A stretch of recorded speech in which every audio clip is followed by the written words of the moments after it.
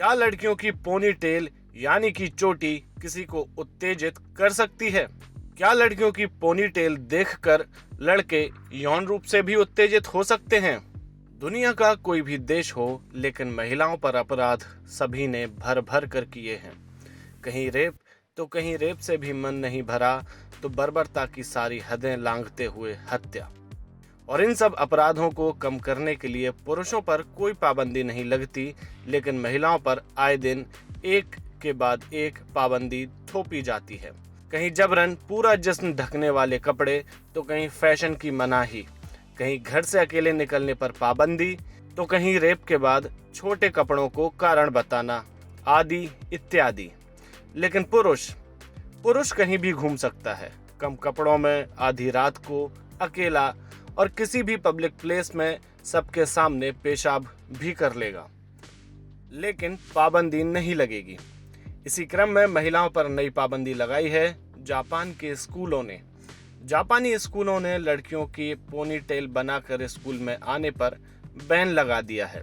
जिन लोगों को नहीं पता कि पोनी टेल क्या होती है, वो स्क्रीन पर चल रही तस्वीरें देख सकते हैं।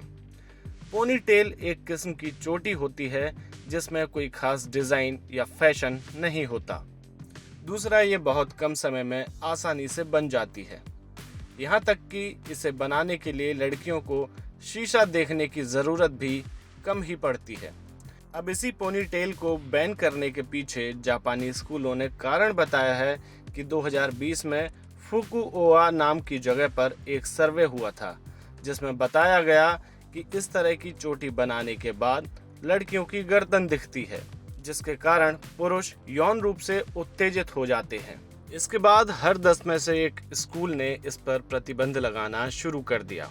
इस मामले पर सेंट्रल स्कूल के पूर्व शिक्षक मोतोकी सुगियामा ने कहा है कि ऐसे तर्कहीन और ऊल जलूल नियमों का कोई विरोध नहीं करता, इसलिए लड़कियों को इसे मानने के अलावा कोई चारा भी नहीं बचता है।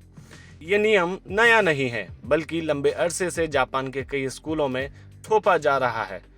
बस अब इसे लगभग हर जगह थोपा जाएगा। इसके अलावा जापानी स्कूलों में लड़कियों की आईब्रो, मोजे का रंग, बालों का रंग, यहाँ तक कि कई जगह तो अंडरवियर के रंग पर भी नियम है।